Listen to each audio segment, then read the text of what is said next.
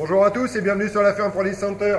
Donc aujourd'hui je vais vous parler de tout ce qui est huile, que ce soit les huiles moteurs, que ce soit les huiles de pont et boîte ou les huiles de transmission. Donc je vais vous montrer maintenant ce qu'on appelle le test de la bille, qui va vous permettre de comprendre un petit peu comment fonctionne un moteur au démarrage.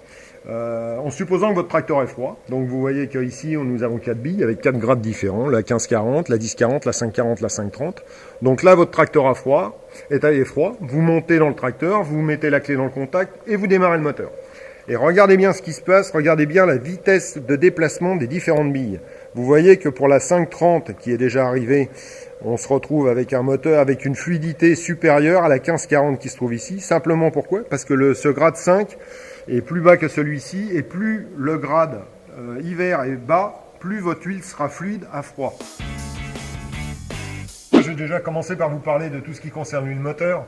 Donc celle-ci, c'est rassurer la bonne lubrification et le bon rendement du moteur. Concernant ces huiles, nous avons 4 types d'huiles actuellement sur le marché. Donc nous avons déjà pour les tracteurs avant 2000 la multifonctionnelle ou la 1540. Et pour les tracteurs après 2000, donc les tracteurs et les tracteurs de toute nouvelle génération, la 1040 ainsi que la 1030. Nous allons maintenant repasser sur notre tracteur là, qui est un Valtra de 2001. Donc au niveau du moteur, nous allons mettre de la 10W40. Puisqu'on est après les années 2000, donc on ne peut plus mettre de 15W40 et les préconisations du constructeur sont de la 1040.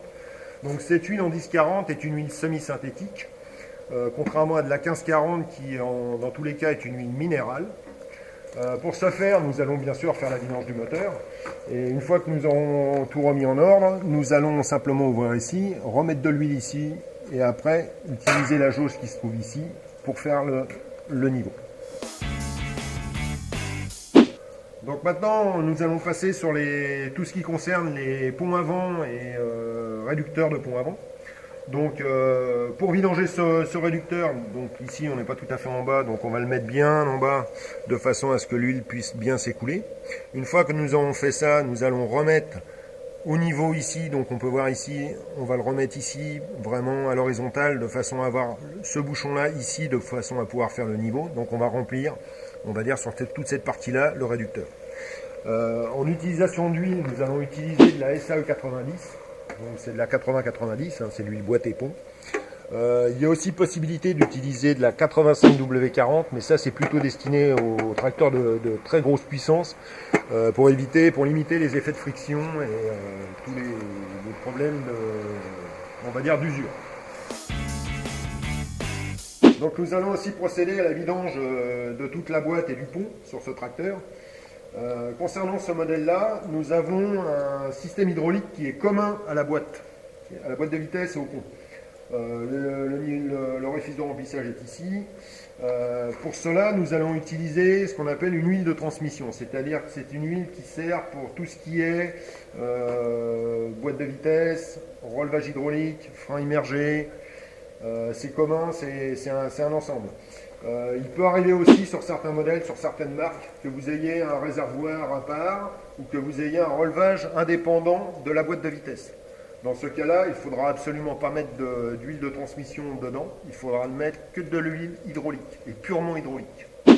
Donc concernant l'huile transmission, donc, comme vous pouvez le voir ici, c'est bien une huile spéciale transmission pour les freins immergés et l'hydraulique. Donc ça c'est pour on va dire tout ce qui est relevage et transmission commun. Là on n'est pas sur les relevages indépendants. Donc on a ce type d'huile. Et on a aussi ce type d'huile qui est une huile, on va dire, un petit peu de qualité supérieure. C'est une huile nouvelle génération qui ont à peu près exactement les mêmes propriétés que celle-là, mais qui sont nouvelle génération et qui conviennent, on va dire, aux tracteurs de nouvelle génération. Donc après les huiles de transmission, nous avons aussi des huiles qui sont purement hydrauliques. Comme ce type d'huile, c'est de la HV46. Donc à savoir que nous, au niveau de notre fournisseur, nous avons 3 types d'huile. Nous avons la HV32. Qui est destiné aux pays froids, donc par exemple vous habitez au Danemark, vous pouvez l'utiliser. La HV46 qui est destinée aux pays tempérés, c'est-à-dire comme en France, ou alors la HV68 qui elle est destinée aux pays chauds, ou alors à des utilisations comme par exemple dans la viticulture où vous avez des engins qui fonctionnent à l'hydraulique mais qui ne se déplacent pas rapidement, qui font quasiment du stationnaire. Cette huile sert à éviter les surchauffes au niveau des pompes hydrauliques et assure vraiment le bon fonctionnement du matériel à longueur de journée, quoi. Donc dernière huile que je voulais vous présenter et sur laquelle je vous avais dit que j'allais revenir dessus, c'est la multifonctionnelle. Donc ça c'est une huile, on va dire, c'est une huile un petit peu à tout faire. C'est une huile qui est adaptée, que l'on peut mettre dans les moteurs, que l'on peut mettre dans les transmissions et que l'on peut mettre aussi dans l'hydraulique. À savoir, la seule petite chose qu'il faut vraiment savoir dessus, c'est qu'elle n'est pas destinée aux tracteurs de dernière génération. Elle est plutôt destinée, puisque c'est une 1540, elle est plutôt destinée aux tracteurs datant des années avant 2000. Vous pouvez le voir, nous avons quand même une gamme assez étendue d'huiles qui existe maintenant désormais sur le marché, que ce soit en hydraulique, en transmission ou en huile moteur. Donc les conseils que je pourrais vous donner pour tout ça, c'est de bien respecter déjà les préconisations des constructeurs, parce que c'est quand même eux qui décident un petit peu de ce qu'il faut mettre dans leurs engins. De ne pas mélanger les marques et les différents types d'huile, surtout quand vous faites de l'appoint ou autre. Et aussi de bien respecter les contenances et de bien faire les niveaux à froid. Pour vous éviter d'avoir des soucis de manque d'huile ou de problèmes mécaniques. Sur ce, je vous dis à très bientôt dans la Car Product Center.